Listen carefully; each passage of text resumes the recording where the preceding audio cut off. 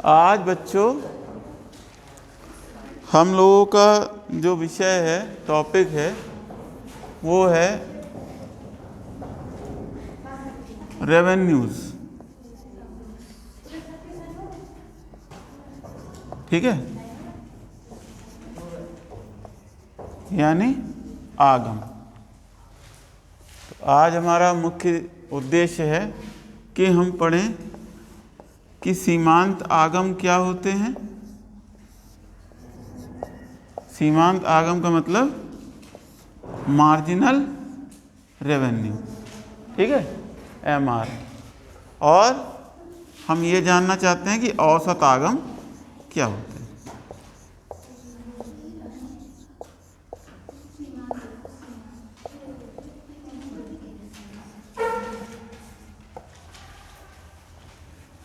ये आपका आज का टॉपिक है।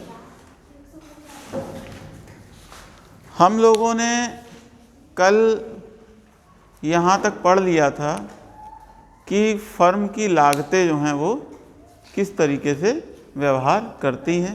ठीक है, हमने देखा था कि कोई फर्म अगर शॉर्ट टर्म में ऑपरेट कर रही है तो क्या होगा, उसका एक शॉर्ट टर्म कॉस्ट कर्व होगा। ठीक है ना, जिसे हमने कहा कि ये एक शॉर्ट टर्म एवरेज कॉस्ट की हमने बात की थी। ठीक, और इसके अलावा हमने ये कहा कि इसमें एक मार्जिनल कॉस्ट का कर्व भी होता है, जिसे हमने कहा शॉर्ट टर्म मार्जिनल कॉस्ट।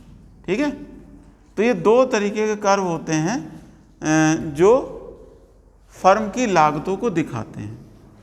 और बहुत शुरू में मैंने बताया था कि फर्म का उद्देश्य रहता है कि अपने लाभ को अधिकतम करना। ठीक है, कोई भी आदमी बिजनेस लेकर के बैठा है, किस लिए बैठा है? प्रॉफिट कमाने के लिए।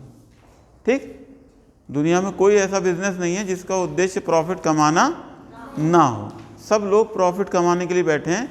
तो वो क्या करना चाहते हैं? अपने प्रॉफिट को ज़्यादा से ज़्यादा बढ़ाना चाहते हैं। और उस प्रॉफिट को ज़्यादा से ज़्यादा बढ़ाने के लिए वो क्या करते हैं कि लागतें उनकी कम से कम हों।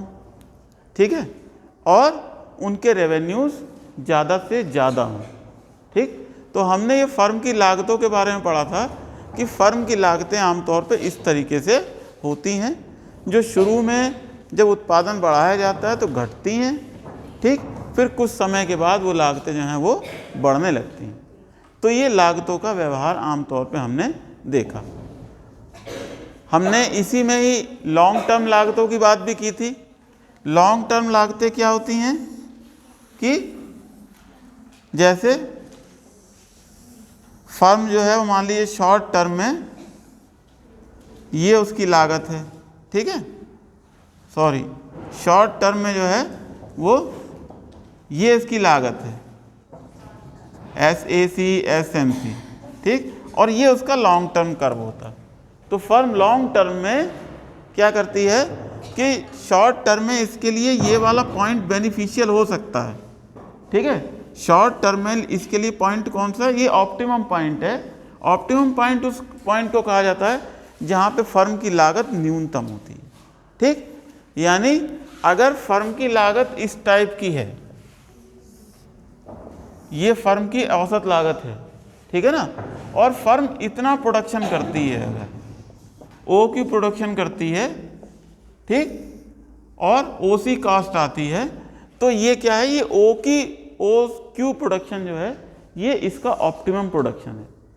ठीक है, और OC जो है इसकी लागत है ऑप्टिमम प्रोडक्शन पे। तो ये न्यूनतम लागत है जो फर्म शॉर्ट टर्म में प्राप्त कर सकती है। अब लॉन्ग टर्म में क्या होता है? लॉन्ग टर्म में इसकी मतलब वैसे शॉर्ट टर्म में न्यूनतम लागत ये है, लेकिन लॉन्ग टर्म में मैंने बताया था कि न्यूनतम लागत कहीं यहाँ पे पड़ेगी। ठीक, इस तरीके से लॉन्ग टर्म में वो अपनी न्यूनतम लागत को कम कर सकती है। अब मान लो बाजार में कई फर्में हैं जो इस तरीके से ऑपरेट कर रही हैं। एक फर्म यहाँ पे ऑपरेट कर रही है,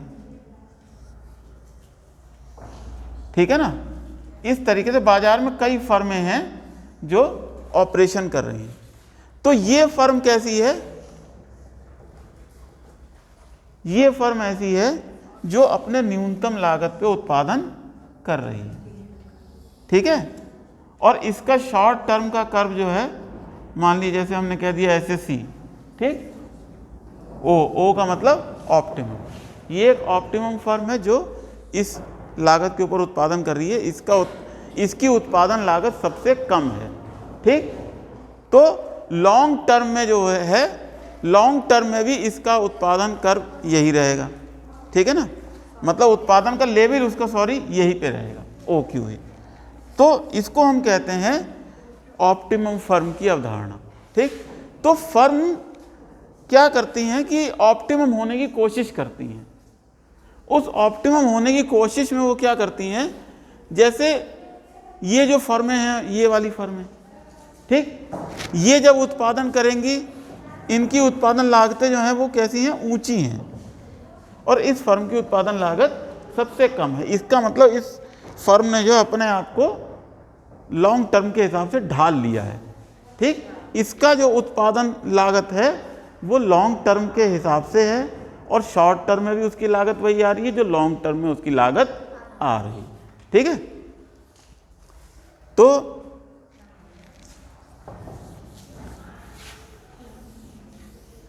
दीर्घकाल में फर्म का संतुलन कहां पे होगा, दीर्घकाल में फर्म का संतुलन वहां पे होगा जहां पे फर्म की दीर्घकालीन लागतें और अल्पकालीन लागतें दोनों बराबर होंगी, ठीक है। यानी इसका मतलब ये है कि मान लीजिए कि ये फर्म का LAC है और ये फर्म का LMC है, ये मैंने बताया ही था, ठीक है ना, ठीक। ये संतुलन में तब होगी जब इस समय ये जो इसका शॉर्ट टर्म की कॉस्ट है यहां पे, यानी SAC, ठीक है ना, और यहीं पे ही चूंकि ये इसका लोएस्ट पॉइंट है, यहीं पे ही इसे एक SMC भी काटता हुआ गुजरेगा, ठीक। ये पॉइंट हम पिछली बार बता नहीं पाए थे समय की कमी की वजह से, तो अब इसको बता करके, यानी फर्म का दीर्घकालीन संतुलन उस अवस्था में होता है जहां पे SMC बराबर SAC बराबर LMC बराबर LAC, ठीक। ये सब आपस में बराबर होती हैं। इसी पॉइंट पे जो है फर्म दीर्घकालीन संतुलन में होगी और वो दीर्घकालीन ऑप्टिमम प्रोडक्शन कर रही होगी, ठीक है ना। तो ये फर्म जो है, ये फर्म का ये लेवल, ये ऑप्टिमम प्रोडक्शन का लेवल है। ये किसी भी फर्म के लिए ऑप्टिमम स्थिति होती है जो वो प्राप्त करने का प्रयास करती है। अगर उसके जो शॉर्ट टर्म के जो वो हैं, मतलब प्लांट हैं, वो इस लागत के आगे पीछे हैं, तो अपनी लागत को एडजस्ट करके इस तरीके से लाती है कि long term average cost, long term marginal cost, short term average cost और शॉर्ट टर्म मार्जिनल कॉस्ट, ये सब आपस में एक दूसरे के बराबर रहें। तो ये इसके लागतों की दृष्टि से क्या होता है,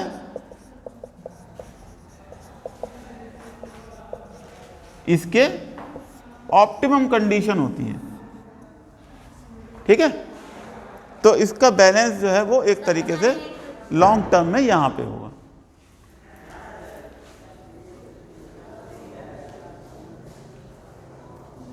तो हमने ये जाना कि शॉर्ट टर्म में लागतों का व्यवहार क्या है, हमने ये भी समझा कि लॉन्ग टर्म में लागतों का व्यवहार क्या है, ठीक। अब अगर हमें फर्म का प्रॉफिट ज्ञात करना है तो हम दूसरी चीज़ किसकी ओर बढ़ते हैं, फर्म के रेवेन्यूज़ के ऊपर। ये तो लागतें हैं, जब हमने प्रोडक्शन किया है तो ये हमारा पैसा लगा है उस प्रोडक्शन को करने में।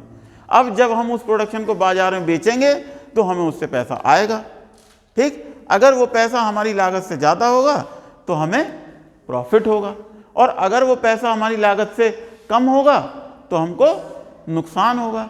तो हम क्या करेंगे, इन लागत और रेवेन्यूज़ की आपस में तुलना करेंगे अपने लाभ को जानने के लिए, और कोशिश करेंगे कि हमारे रेवेन्यूज़ ज़्यादा हों ताकि हमारे, और लागतें कम हों ताकि हमारे लाभ जो हैं वो ज़्यादा हो सकें। तो अब मैं इसे मिटा दूँ, ठीक है। कल ये एक्चुअली ये छूट गया था, तो मैंने कहा चूँकि हम बढ़ रहे हैं उस तरफ को, तो मैं इसको भी आपको बताता हुआ चलूँ। ठीक है। तो अब हम रेवेन्यूज़ को जानने की कोशिश करते हैं, रेवेन्यूज़ क्या है, ठीक है। What are revenues? जैसे मान लो आप मार्केट में किसी चीज़ का उत्पादन कर रहे हैं, ठीक। जब आप उस मार्केट में उस चीज़ को बेचते हो तो आपको क्या होता है, आपको उससे क्या प्राप्त होता है? प्रॉफिट सीधे प्राप्त नहीं, तो पहले तो उसकी कीमत प्राप्त होती है, ठीक है, जो कीमत उपभोक्ता ने चुकाई है। समझ रहे हैं? अगर उपभोक्ता जो है एक जो कीमत चुकाएगा वही कीमत आपको प्राप्त होगी। तो उपभोक्ता की चुकाई गई कीमत क्या है? वो आपकी प्राप्ति है, ठीक है। और उपभोक्ता की चुकाई गई कीमत क्या है? मार्केट में उस वस्तु की कीमत, ठीक। अब अगर मार्केट में उस वस्तु की कीमत फिक्स है तो आप चाहे उसकी 10 इकाई बेचो चाहे 10,000 इकाई बेचो, ठीक है। अगर मान लो ये डस्टर है, ये 20 रुपए का बिकता है और आप डस्टर बनाते हो, ठीक है, तो चाहे आप 20,000 डस्टर बनाओ तब भी 20 रुपए का ही बिकेगा, चाहे 21,000 डस्टर बनाओ तब भी 20 रुपए का बिकेगा, ठीक है, अगर इसकी कीमत फिक्स है तो। और अगर ऐसा है कि डस्टर बनाने वाले थोड़े ही लोग हैं, वो उसकी सप्लाई को कंट्रोल कर सकते हैं, ठीक है, और डिमांड भी उसकी जो है वो इसी हिसाब से है, मतलब उसकी डिमांड में भी वेरिएशन आता रहता है, वो भी उसकी कीमत को प्रभावित करता है, तो क्या होगा, फिर डिमांड और सप्लाई का नियम लागू हो जाएगा, ठीक है। तब उस स्थिति में कीमतें जो हैं वो फ्लक्चुएट करेंगी, कीमतें जो हैं वो ऊपर नीचे होंगी। अगर हमें ज़्यादा मात्रा बेचनी है वस्तु की, अगर हमें ज़्यादा डस्टर बेचने तो हमें अपने डस्टर की कीमत कम रखनी पड़ेगी, और अगर हमें जो है वो कम डस्टर बेचने तो हम अपनी कीमत ज़्यादा भी रख सकते हैं, ठीक है। तो मार्केट में क्या है कि दो तरीके की मार्केट कंडीशंस पाई जाती हैं, ठीक है। अब एक छोटा सा बता दूं कि वो दो तरीके की मार्केट कंडीशंस क्या होती हैं, अभी बहुत ज़्यादा नहीं बता रहा हूँ, इसके अलग टॉपिक हैं, उसमें हम पूरी तरीके से पढ़ेंगे। पूर्ण प्रतियोगिता, ठीक है, एक कंडीशन होती है पूर्ण प्रतियोगिता। इसमें क्या होते हैं, बहुत सारे लोग होते हैं जो उत्पादन कर रहे होते हैं, ठीक है, इसी तरीके से बहुत सारे ग्राहक भी होते हैं। इसमें क्या होता है कि जैसे चीज़ का रेट, सब एक ही जैसी चीज़ बनाते हैं, सब यही इसी मेक का डस्टर बना रहे हैं, तो उस स्थिति में क्या होगा, मार्केट में इस वस्तु की टोटल डिमांड और सप्लाई के हिसाब से, ठीक है ना। जैसे मान लो इस डस्टर की अगर हम यहाँ पे मांग और पूर्ति की बात करें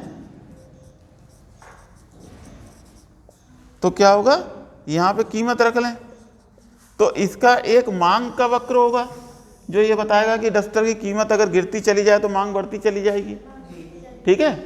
और इसका एक पूर्ति का वक्र होगा जो ये बताएगा कि अगर इस डस्टर की कीमतों में वृद्धि हो तो इस डस्टर का और अधिक उत्पादन करने का प्रयास किया जाएगा, इसकी सप्लाई बढ़ेगी, ठीक है।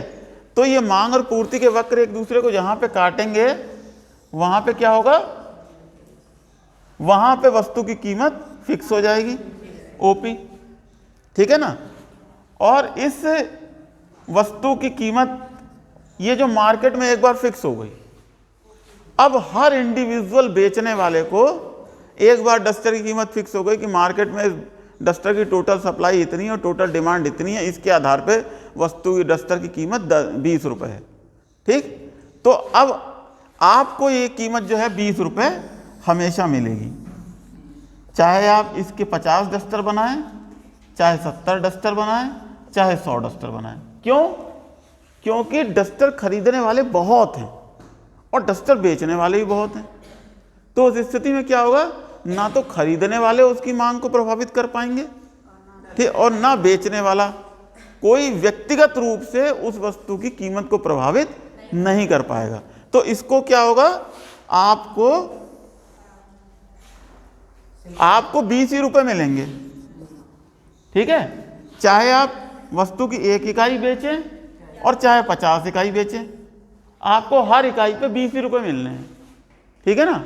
तो उस स्थिति में क्या हो गया कि वस्तु की जो एवरेज कीमत है वो क्या है 20, ठीक, ये एवरेज कीमत हो गई, ठीक है, ये बिल्कुल फिक्स रहेगी, ठीक है।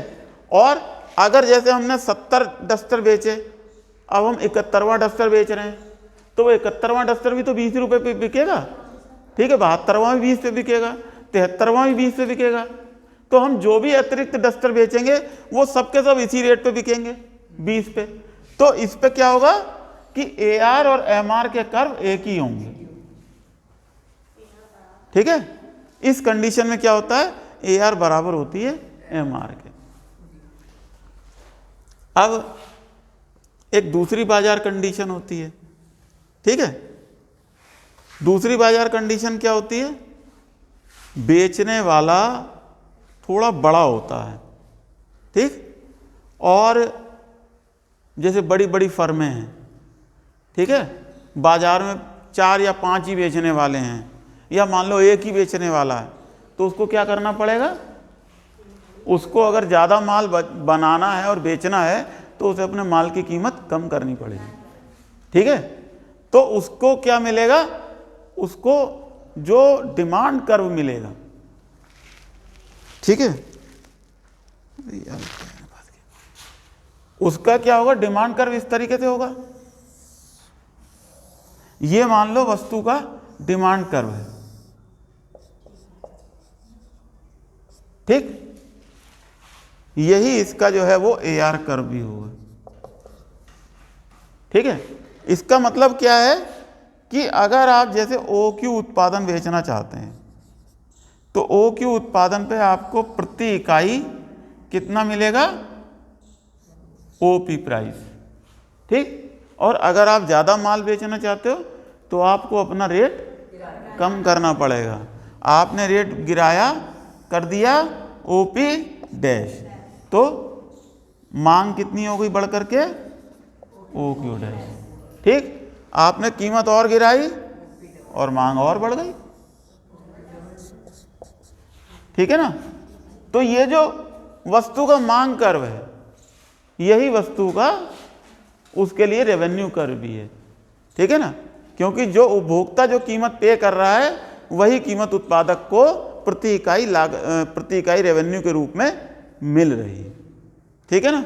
तो उसके लिए वहां पे ये जो एवरेज रेवेन्यू का कर्व है, ठीक, ये एवरेज डिमांड के बराबर होगा, और जो ये बताएगा कि यहाँ पे रेवेन्यू और कीमतें, ठीक, एवरेज रेवेन्यू किसके बराबर होगा,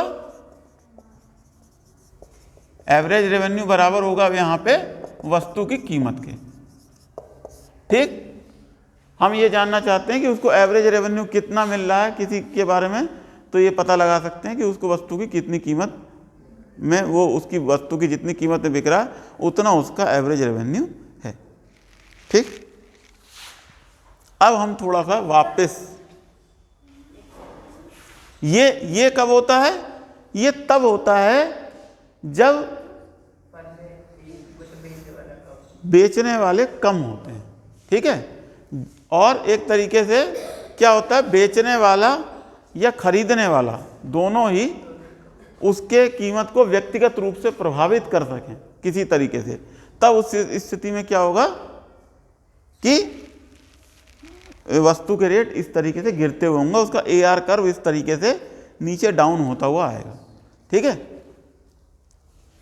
तो ये कंडीशन कहाँ मिलती है, ये वाली कंडीशन ये हमें मिलती है मोनोपोली में, जब बेचने वाला केवल एक ही होता है, बेचने वाला या प्रोडक्शन करने वाला सिंगल एक, ठीक।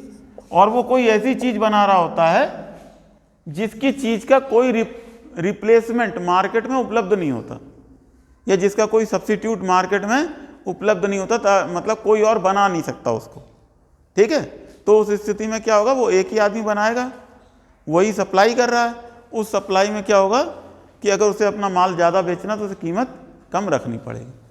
अब देखो, जैसे मान लो मैं एक बार ट्रेन में गया, ठीक है ना, एक छोटा सा किस्सा सुनाता हूँ। उस ट्रेन में क्या हुआ कि एक सेब बेचने वाला आया, ठीक है ना, वो बोरी भर के सेब लेके आया था, ठीक। उसने कहा कि भाई सेब ले लो, सेब ले लो, सेब ले लो, और 100 रुपये किलो। ठीक, कुछ लोगों ने 100 रुपये किलो खरीद लिए उस डिब्बे में, समझ रहे हो। अब उसके बाद क्या किया उसने, 20 मिनट बाद कहा 80 रुपये किलो। कुछ लोगों ने 80 रुपये भी खरीद लिए। ठीक है, फिर उसने कहा 60 रुपये किलो, 60 रुपये किलो बेच दिए उसने। फिर उसने कहा 40 रुपये किलो, 40 रुपये बेच दिए। अब उसके बाद थोड़े से बचे, उन्होंने कहा जो 20 रुपये किलो, वो बेच करके निकल गए। ठीक है, उसने क्या किया, अलग अलग रेट के ऊपर बिक्री करी, समझ लो। तो यहां पे अगर हमें ये जानना हो कि उसका एवरेज रेवेन्यू कितना है, तो हम ऐसे नहीं जान सकते। ठीक है, हमको ये पता करना पड़ेगा 100 रुपये पे उसने कितने किलो बेचा, 80 रुपये पे उसने कितने किलो बेचा, 60 रुपये पे उसने कितने किलो बेचा। ठीक है ना, और इन दोनों को गुणा करके टोटल रेवेन्यू निकालना पड़ेगा, समझ रहे हो। कि ये उसका टोटल रेवेन्यू आ गया, और टोटल रेवेन्यू को कितनी मात्रा बेची उसने, यानी आउटपुट कितना था, तब जाके हमें मिलेगा कि एवरेज रेवेन्यू कितना है। यहाँ उसकी कीमत से पता नहीं चलेगा, क्योंकि उसने क्या किया है, प्राइस को डिफरेंशिएट कर दिया, अलग अलग को अलग अलग रेट पे बेचा, समझ रहे हैं। और ये जो कंडीशन लागू है वो क्या है, ये वन टाइम कंडीशन है कि अगर आपको इतना माल बेचना तो आपको इतना रेट रखना ही पड़ेगा। यानी अगर वो OQ डैश मात्रा बेच रहा है तो हर कस्टमर को OP डैश प्राइस पे ही मिलेगी। लेकिन सर अगर एक फर्म है हाँ, और मतलब तो वो अपने मर्जी का भी तो रेट रख सकता है। नहीं नहीं, बात यही है कि आप अपनी मर्जी का रेट रख सकते हो। ठीक है, किस कंडीशन में रख सकते हो, जब किसी दूसरे बेचने वाले से आपको खतरा ना हो। ठीक है, कि वो रेट घटा बढ़ा के आपकी मांग के ऊपर असर डाल सकता है। ठीक, दूसरी चीज़ कि अगर आप अपनी मर्जी का रेट रख सकते हो तो सामने वाले भी तो अपनी मर्जी के मालिक हैं। अगर आप ज़्यादा रेट रखोगे तो आपका माल कम खरीदेंगे, कम रेट रखोगे तो ज़्यादा में खरीदेंगे, समझ रहे हो ना। तो यही चीज़ यहाँ पे कही जा रही है कि आपको अपना माल ज़्यादा बेचने के लिए रेट कम करना पड़ता। ठीक, तो उस स्थिति में जो है आपका ये जो AR कर्व होता है, यही आपका एक तरीके से डिमांड कर्व होता है, वही आपका एवरेज रेवेन्यू कर्व बन जाता। ठीक है ना, जो फर्म का डिमांड कर्व है वही आपका एवरेज रेवेन्यू कर्व है, और जो उसकी कीमत है वही आपका उस वक्त उस पार्टिकुलर लेवल पे एवरेज रेवेन्यू को दिखाएगी। ठीक है ना। अब देखो थोड़ा सा इसको डिटेल करते हैं।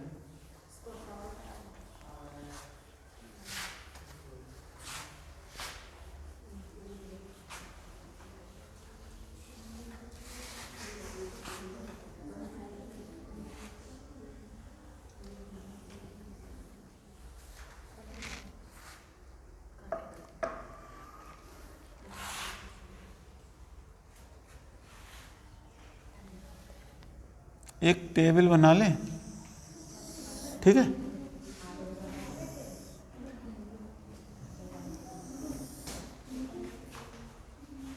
एक टेबल बना लेते हैं, ठीक। मान लीजिए उत्पादन है और ये वस्तु की कीमत है, ठीक। मान लीजिए आप 1 इकाई का उत्पादन कर रहे हैं तो वस्तु की कीमत कितनी है, 20। 2 का उत्पादन कर रहे हैं तो वस्तु कीमत है 18। 3 का उत्पादन कर रहे हैं तो वस्तु 17 रुपये पे आपको बेचनी पड़ेगी, इसको क्लियर करने के लिए। 4 का उत्पादन कर रहे हैं तो मान लो है 15, ठीक। 5 का उत्पादन कर रहे हैं तो मान लो है 14, ठीक। 6 का उत्पादन कर रहे हैं तो मान लो है 13, ठीक है। 7 का उत्पादन कर रहे हैं तो आप 12 रखते हो। 8 यूनिट का उत्पादन कर रहे हैं तो आप उसे बेचने के लिए कीमत कितनी रखते हो, 11 और 9 इकाई का उत्पादन कर रहे हैं तो रखते हो आप 10, ठीक। और 10 इकाई का उत्पादन कर रहे हो तो आप कितनी उसकी कीमत रखते हो? 9, ठीक। यानी इसका मतलब ये है कि ये जो कीमत है, ठीक है ना, अगर हम इसको इस तरीके से बढ़ाएं तो पहली इकाई पड़ेगी 20, ठीक है ना, फिर दूसरी 18, फिर तीसरी इस तरीके से 17, फिर ये आपको इस तरीके से मिलेंगे, ठीक है। ये कर्व आपको इस तरीके से मिलेंगे इधर रेवेन्यू के साथ चलते हुए। तो आपका एवरेज रेवेन्यू का कर्व किस तरीके से आएगा? ये, ठीक है ना। ये अब देखो, एक वस्तु जब आप एक बेच रहे हो, ठीक है ना, तो कितनी है कीमत? 20। टोटल रेवेन्यू कितना है इस वक्त? टोटल रेवेन्यू कितना है? 20। जब आप 2 बेच रहे हो 18 की कीमत पर तो टोटल रेवेन्यू कितना है? 36। 2 यूनिट बेच रहे हो ना, आप कीमत गिरा रहे हो। आपको जैसे आप जैसे बहुत बड़ी लाट बनाते हो किसी चीज़ की, पहली लाट आप बेच रहे हो तो आप सोचते हो कि 20 रुपये में बिक जाएगी मेरी। अब जब आप 2 लॉट बेच रहे हो उस चीज़ की तो आपको लगेगा कि यार ये जो है थोड़ा ज़्यादा हो गया, मुझे रेट थोड़ा कम करना पड़ेगा तब ये बिकेगी, ठीक है। क्या होता है, सब्जी मार्केट में जाते हैं ना, जिनके पास आलू ज़्यादा होता है वो क्या करते हैं? वो रेट कम करते हैं ना, है ना। तो क्यों कम करते हैं? क्योंकि उन्हें ज़्यादा मात्रा बेचनी है। अगर वो उसी रेट पे बेचें जो बगल वाला जिसके पास थोड़ा सा आलू है तो उनका तो बिक ही नहीं पाएगा, समझ रहे हो। तो क्या है, अगर वो 3 बेच रहा है तो कितना हो गया ये? 51, ठीक है। अगर वो 15 रुपए पे उसने 1 लॉट बेची और कुल मिला के 4 लॉट बेची तो कितना हुआ टोटल रेवेन्यू? 60। और अगर 14 रुपए की लॉट की कीमत पे बेची और 5 लॉट बेची तो कितना हो गया? 14 पंजे 70 और फिर 13 छंग 78, ठीक है। 12 सत्ते 84, 11 अट्ठे 88, 10 नाई 90 और 10 नहीं 90, ठीक है। ये क्या बता रहा है कि अगर ये लॉट हो, उसकी कीमत ये हो, कीमत यानी एवरेज रेवेन्यू, ठीक है, और तो हमें मिलने वाला टोटल रेवेन्यू इतना इतना होगा, समझ रहे हो ना। अब हमने क्या किया, अब हम ये जानना चाहते हैं कि मार्जिनल रेवेन्यू कितना होगा, समझ रहे हो ना। तो हमने क्या किया, मार्जिनल रेवेन्यू निकालने के लिए देखो क्या करेंगे। पहली इकाई का मार्जिनल रेवेन्यू कितना है जब आप 1 बेच रहे हो? कितना है? 20, ठीक। दूसरी इकाई का मार्जिनल रेवेन्यू कितना है? Total total revenue of second unit minus total revenue of first unit, ठीक है ना। तो कितना हो गया? 36 में से 20 गया, दूसरी इकाई का निकालना है तो इसमें से पहली इकाई तक का घटा दिया, समझ रहे हो। तो कितना मिला? दूसरी इकाई से हमें जो एक्स्ट्रा पैसा मिला वो सिर्फ 16 रुपया मिला। यानी ये क्या बता रहा है कि जब हम बिक्री कर रहे हैं तो हमें एक्स्ट्रा पैसा कितना मिल रहा है। जब हम 1 लॉट की अतिरिक्त बिक्री कर रहे हैं तो हमें उसे 1 लॉट से कितना एक्स्ट्रा पैसा मिल रहा है। या जब हम 2 लॉट बेच रहे थे तो 36 रुपये मिल रहे थे कुल मिला के, और जब हम 3 लॉट बेच रहे थे तो हमें मिले 51 रुपये। तो कितना बढ़ा पैसा हमारा तीसरी लॉट पे? कितना बढ़ा? 51 माइनस 36 करोगे ना, 2 लॉट पे 36 मिल रहे थे, 3 लॉट पे 51 मिल रहे। 11 में से 6 गए 5, 4 में से 3 गया 1, 15 रुपये मिले, ठीक है। फिर उसके बाद क्या हुआ कि आपने 4 लॉट बेची 15 के रेट पर, तो यहां पे आपको कितना एक्स्ट्रा पैसा मिल रहा है?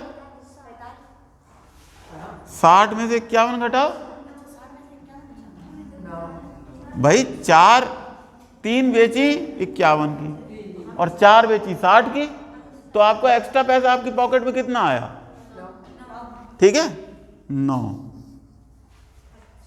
ठीक, फिर यहां पे क्या है? 70 और 10। ठीक है, हालांकि ऐसा होता नहीं है, वो बीच में मैंने एक पॉइंट थोड़ा वो डाल दिया है। ठीक है, लेकिन चलो अब डाल दिया तो इसी को कंसीडर कर लेते हैं। फिर यहाँ पे कितना है? 8। फिर यहाँ पे कितना है? 84 में से 78 गया 6, 88 में से 84 गया 4, 90 में से 88 गया 2 और 0।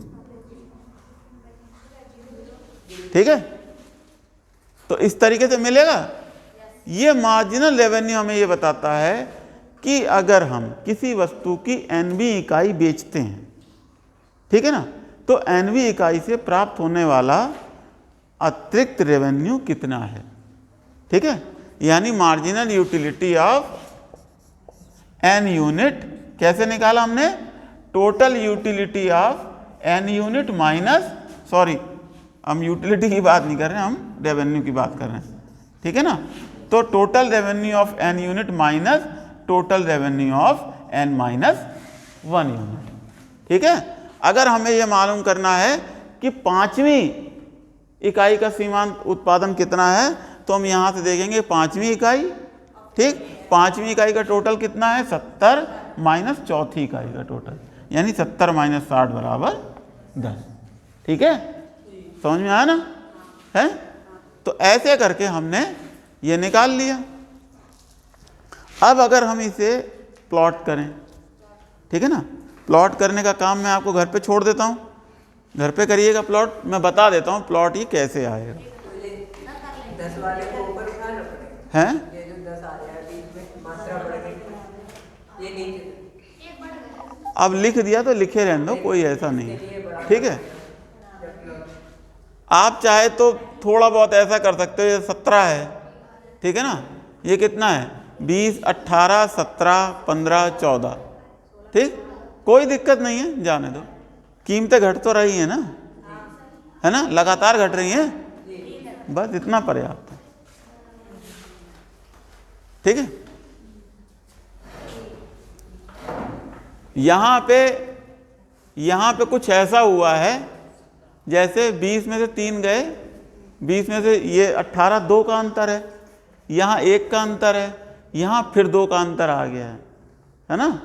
तो ये थोड़ा सा एक तरीके से जब इसको प्लॉट करोगे थोड़ा सा उठा हुआ ऐसे करके दिखाई देगा ये बात। ठीक है ना, लेकिन उससे कोई फर्क नहीं पड़ेगा। चलो दिखाऊं प्लॉट करके? चलो दिखाता हूँ ताकि तुम लोगों को ये रहे, लेकिन हालांकि टाइम जाएगा, लेकिन बता देता हूँ।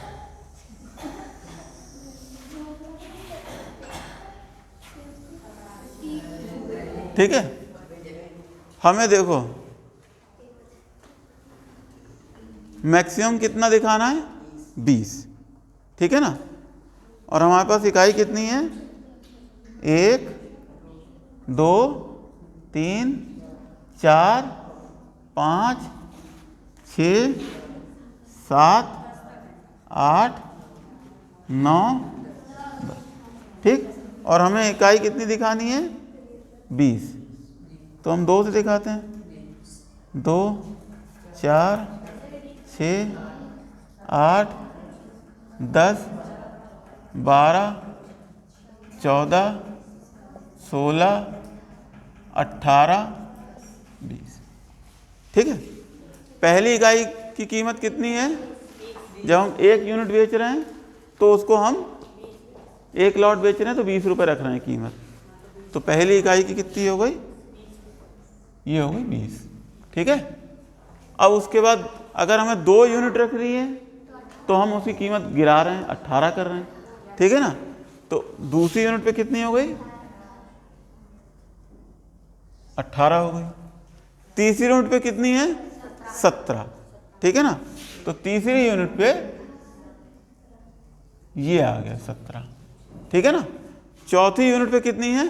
15। तो यहां पे क्या हुआ? ये 15 आ गया। ठीक है ना, और 5वीं इकाई पे कितनी है 14, तो ये फिर आ गया 14, ठीक है। फिर उसके बाद 6ठी इकाई पे कितनी है 13, ये 13 हो गया। उसके बाद 7वीं इकाई पे कितनी है 12, तो ये हो गया 12। फिर 13, 12 के बाद 14 के बाद 13 था ना, 14 के बाद 13, 13 के बाद 12, ये 12, 12 के बाद 11, ठीक है। और उसके बाद 10, ये रहा 10, ठीक है, सॉरी ये रहा 10, ठीक है। और उसके बाद 9, यानी इसमें क्या हुआ, हल्का सा ये टेढ़ा हो गया, बस समझ रहे ना, उसको उस तरीके से बनाने में हल्का सा टेढ़ा हो गया, बस और कोई फर्क नहीं है। ये आपका एवरेज रेवेन्यू का कर्व, ठीक है, एवरेज रेवेन्यू का कर्व। अब इसी के बाद जब इसका मार्जिनल रेवेन्यू का कर्व खींचोगे तो कितना आएगा, पहला 20, दूसरा कितना है 16, ठीक है, तीसरा कितना 15, ये चौथा कितना है 9, ठीक है। फिर 10, अब देखो यहाँ पे हल्का सा ये उठा, यहाँ पे हल्का सा उठा। उसके बाद फिर 8, फिर ये आ गया 8, ठीक है ना। और फिर 4, 6, ये 6 आया, और फिर 4, फिर ये 2, ठीक, उसके बाद 0। मतलब ये इस तरीके से आया, ये थोड़ा सा बीच में हमें इस तरीके से देखने को मिला, ठीक है ना।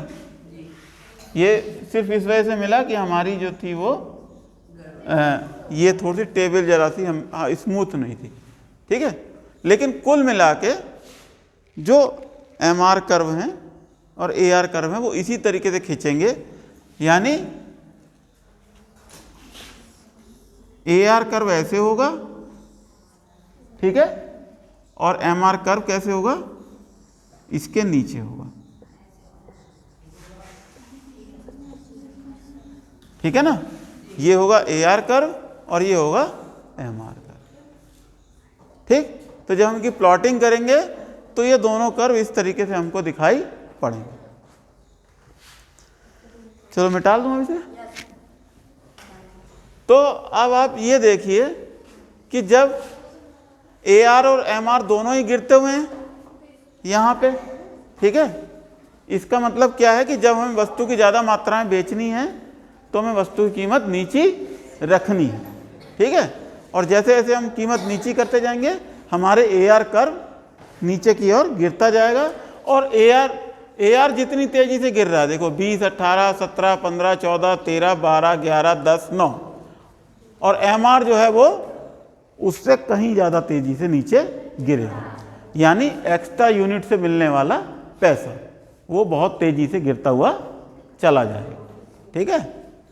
यानी बिल्कुल आप उसी का अनुसरण करें कि जैसे मान लो उसने पहला, उसके पास 5 किलो सेब थे, उसने पहला किलो बेचा 100 पे, ठीक, दूसरा बेचा 80 पे, 60 पे, 40 पे और 20 पे, और बाकी उन्होंने कहा था फ्री में ले जाओ, है ना। फ्री में उन्होंने झोला लौटा, बोला मैं झोला खाली कर रहा हूँ, जिसको उठाना उठा लो, ठीक है। तो यहाँ पे क्या है, ये AR है एक तरीके से उसका, ठीक है। अगर 5 ही किलो सेब है, 5-6 किलो ये, तो उस स्थिति में क्या होगा, इसको मिलने वाला अतिरिक्त पैसा यहाँ पे कितना है, ये इसका जो है, सॉरी ये इसका MR है, ठीक है ना। ये क्या है, इसको मिलने वाला हर किलो पे अतिरिक्त पैसा घटता चला गया, ठीक है। लेकिन अगर AR की बात करो यहाँ पे तो कितना है, पहले 100 है, फिर चूंकि टी आर देखो, टी आर है 100 और ये है 180, दो इकाई जब उसने बेची तो उसकी जेब में पॉकेट में कितने रुपए आ गए? पहली इकाई 100 की बेची थी, दूसरी इकाई 80 की, तो पॉकेट में टोटल कितने हो गए? 180। यानी 1 किलो का एवरेज कितना हुआ? 90 रुपये। ठीक है, एवरेज रेवेन्यू उसे कितना पड़ा? उसने सिर्फ 2 ही किलो बेचे होते तो औसतन उसने 90 रुपये किलो में बेचा होता। तो यहाँ पे कितना है? 90। ठीक, फिर उसके बाद क्या है? 60 में बेचा उसने, अगला बेचा उसने 60 में। ठीक है ना, तो अब टोटल रेवेन्यू किसे कितना मिल गया? 100 प्लस 60 प्लस 80, 180 और 240। ठीक है ना, 240 मिला उसे, 3 उसका, यानी उसका एवरेज रेवेन्यू कितना है? अभी भी इससे ऊपर है, 80। ठीक है, फिर उसने 4 बेचा, चौथा बेचा कितने पे? 40 रुपये किलो पे। फिर उसका कितना हुआ? 280 हो गया। ठीक है, 280 को 4 से भाग दो, 70 रुपया, ये उसके एवरेज रेवेन्यू। ठीक है, फिर उसने आखिरी किलो बेचा 20 रुपये में। 20 रुपये में बेचने के बाद कितना हुआ? 300। ठीक, और 60 रुपये, यानी उसने कुल मिला के 5 किलो सेब बेचा। ठीक है, आखिरी किलो उसने 20 रुपये में बेचा, लेकिन उसे कुल कितना रुपए पड़ा?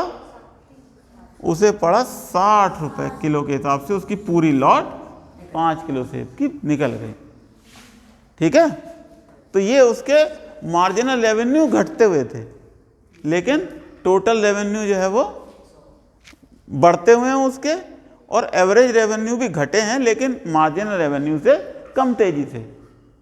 ठीक है, तो ये मैंने आपको एग्जाम्पल देकर के बताया कि एवरेज रेवेन्यू जो है वो मार्जिनल रेवेन्यू की तुलना में कम तेजी से घटता है। ठीक है, घटता है, ये गिरता है, लेकिन मार्जिनल रेवेन्यू ज़्यादा तेजी से गिरता है। यानी टेक्निकल भाषा में हम इसे कहते हैं कि ये जो मार्जिनल रेवेन्यू का कर्व है, इसका ढाल जो है वो कैसा है? ज़्यादा है। ठीक है, और जो एवरेज रेवेन्यू का कर्व है, इसका ढाल कैसा है? इसका ढाल इसकी तुलना में ज़्यादा है। सॉरी, इसका ढाल ज़्यादा, इसका ढाल कम है। ठीक है ना, तो इस तरीके से टेक्निकली हम उसको इस तरीके से डिफाइन करते हैं। ये हो गया एमआर और ये हो गया एआर। ठीक, ठीक है ना। अब हम थोड़ा सा और आगे बढ़ें, टाइम देख लो कितना हो गया जरा का है। 2:05 इसमें कितना टाइम हुआ? इसमें हो गया होगा आधे से ऊपर हो गया।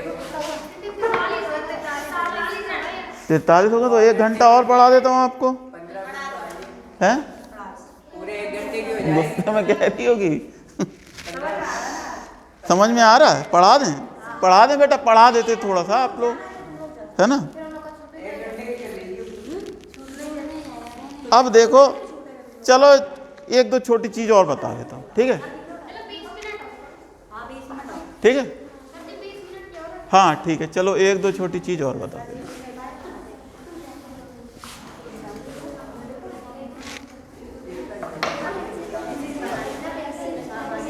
देखो, हमें थोड़ा सा इसमें ये जानना है, मैं आपको बड़े सिंपल से तरीके से बताता हूँ।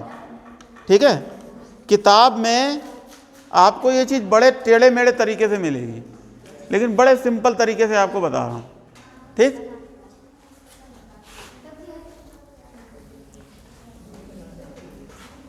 पहली चीज़ वो ये है कि ये मान लीजिए फर्म है। ठीक, ये है उत्पादन और ये हैं उसके रेवेन्यूज यानी आगम। ठीक है, ये उसका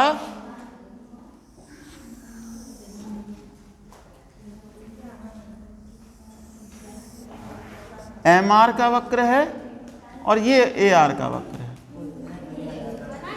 ठीक है, ये एमआर है और ये एआर है। तो आप चाहे कोई भी कीमत रखे हों, किसी भी कीमत पे हों आप, ठीक है, यानी जैसे मान लीजिए हम इस कीमत की बात कर रहे हैं,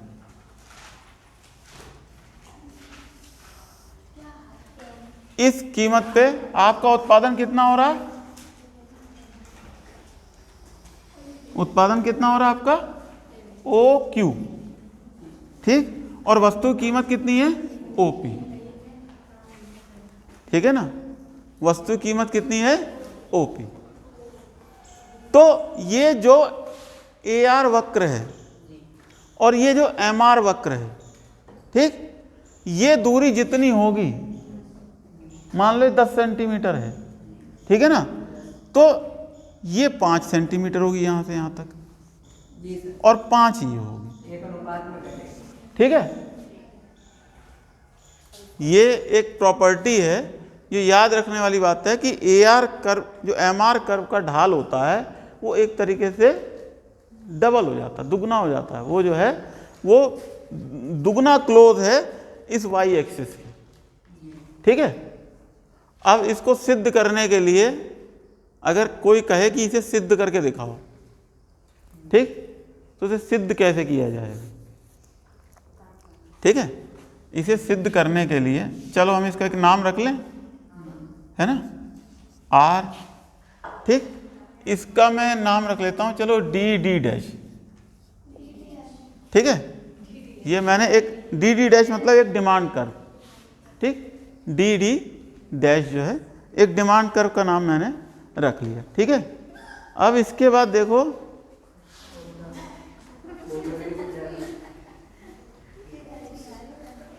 देखो क्या है, इसको इस समय टोटल रेवेन्यू कितना मिल रहा है, फर्म इतनी मात्रा का उत्पादन कर रही है और उसको इतने रेट के ऊपर बेच रही है, ठीक है। टोटल रेवेन्यू कितना होगा, जैसे मान लो 100 मात्रा का उत्पादन कर रही हो यहाँ से लेके यहाँ तक, ठीक, ये 100 है और वस्तु की कीमत हो 20 रुपये, तो उसको टोटल रेवेन्यू कितना मिल रहा होगा, 100 गुणा 20, इतना ही तो मिल रहा होगा टोटल रुपया उसके पास, फर्म के पास, यानी 2000 रुपये, ठीक है। कैसे निकाला, जो प्रोडक्शन है ओ क्यू गुणा ओ पी, ठीक है, कितना है, ओ पी गुणा ओ क्यू, ये इतना प्रोडक्शन है, ये इसका एरिया है, ये एरिया, ठीक है ना,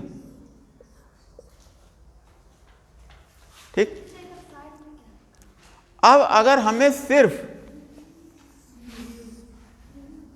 एम आर वक्र दिया हो, मान लो हमें सिर्फ एम आर वक्र दिया हो, ठीक है, और हमें उत्पादन का लेवल दे रखा हो, ये आपका उत्पादन का लेवल है ओ क्यू, ठीक है ना, तो ओ क्यू लेवल तक हमें कितना टोटल रेवेन्यू प्राप्त हो रहा है, ये अभी हमने एक वो लिखा था, कैसे करके निकाला था, जोड़ते चले गए थे, ठीक है।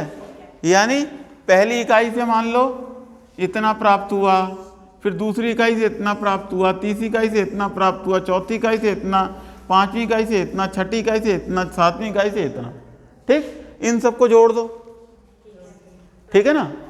तो क्या होता है, हम टोटल रेवेन्यू कैसे करके निकालते हैं, summation of marginal revenues, marginal revenues को जोड़ जोड़ करके टोटल रेवेन्यू निकाल सकते हैं, ठीक।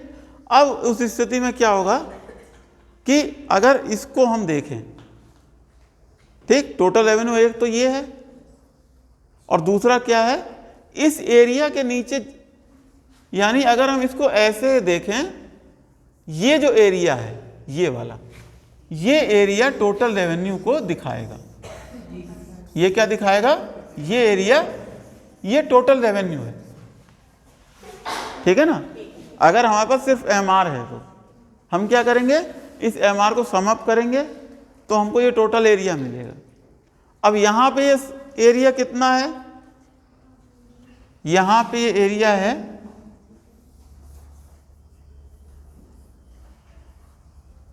ये, देखना जरा ध्यान से, ये, ठीक,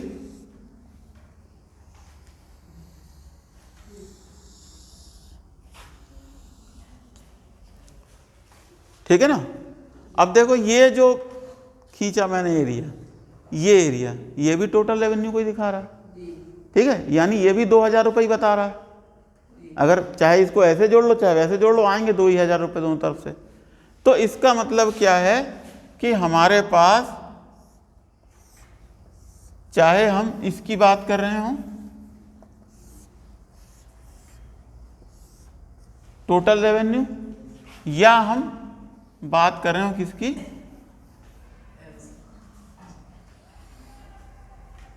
इसकी, ये दोनों एक बराबर हैं। इसका क्या मतलब है? इसका मतलब है कि ये एरिया इस एरिया के बराबर है। अपना जनरल सेंस इस्तेमाल करो, ये इसके बराबर होगा तभी तो ये जो है वो इसके बराबर होगा। समझ रहे हो ना? ये त्रिभुज इस त्रिभुज के बराबर होगा तब जाके ये जो एरिया मैंने बना करके दिखाया ये वाला वो इसके बराबर होगा। और अगर ये दोनों त्रिभुज बराबर होंगे तो क्या होगा, ये कोण इसके बराबर होगा। ठीक है, ये 90 डिग्री का एंगल है ही। अब जैसे मान लो 30 डिग्री का कोण है, ये 30 डिग्री का कोण है। ठीक, तो ये कितना हुआ, ये 60 का हुआ, ये भी 60 का हो गया। इसका मतलब ये समरूप त्रिभुज हो गए। ठीक, ये कैसे त्रिभुज हो गए, समरूप, और इन दोनों का क्षेत्रफल भी बराबर है। इसका मतलब इनकी बेस और हाइट्स भी बराबर होंगी, ये इसके बराबर होगी और ये इसके बराबर होगी, है ना? तो इसका मतलब ये और ये बराबर होंगे, ये बराबर इसके। ठीक है ना? तो इसका मतलब क्या हुआ, ये सिद्ध हो गया कि ये बराबर इसके। ठीक, इसका मतलब कि ये जो AR-MR कर्व है ये इससे आधी दूरी पर रहेगा। ठीक है ना? MR कर्व AR कर्व की तुलना में जो है वो Y एक्सिस से हाफ डिस्टेंस पे बना रहेगा। ठीक, जो जिसको जाना है वो जा सकता है। ठीक है, कोई बात नहीं, आज के लिए इतना पर्याप्त है।